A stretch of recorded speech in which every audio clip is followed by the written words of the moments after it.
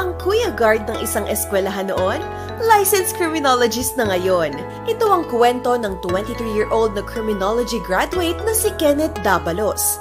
Habang nag-aaral para sa criminologist licensure exam, napagdesisyonan ni Kenneth na magtrabaho bilang security guard sa isang high school. Malaking tulong daw kasi ito bilang pang-enroll niya sa review center.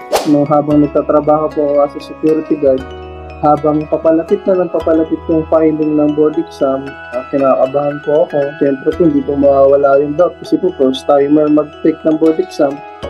Iniisip ko kung kakayanin ko po ba, pinagkasabay ko pa yung trabaho. Simula po nung nag-file na ako, sabi ko, sige, laban na to.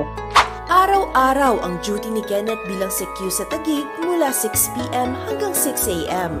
Pagkatapos sa trabaho, diretso na siya agad sa Muntinlupa para pumasok naman sa review center. Ang pasok ko po sa security, everyday po yan. Wala po kami day off kasi kulang po sa tao. Then ang schedule po sa review center namin, Friday, Saturday, Sunday. Kaya pag Monday to Wednesday, dyan po nakakapagbasa-basa po ako sa trabaho. Wala na po yung mga estudyante, pag nakauwi na po sila lahat, nakakapagbasa-basa naman po ako. Pati din po sa bahay, pag maulit. Kahit challenging ang double life, hindi sumuko si Kenneth dahil pangarap daw talaga nila ng kuya niya ang maging pulis.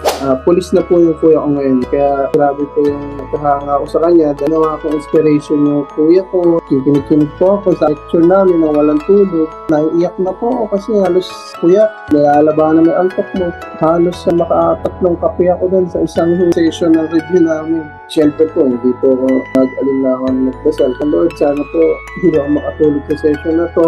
Lord, sana po may pumasok sa utak ko. Yung final coaching na, decided na mag-leave na po kasi kailangan na namin ng puspusang review. Pero worth it ang pagod ni Kenneth nang matanggap niya ang good news. Nang nakita ko yung result ng board exam, pinaalad naman po na nakita ko yung pangalan ko. Sabi ko, tuwan-tuwa po ako nun.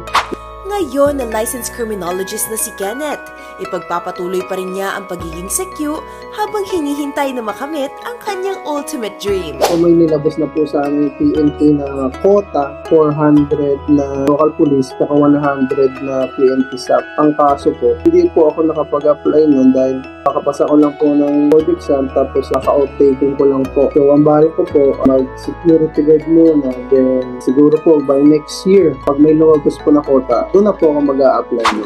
Dahil sa pinagdaanan, mas naintindihan ni Kenneth ang paghihirap ng mga CQ.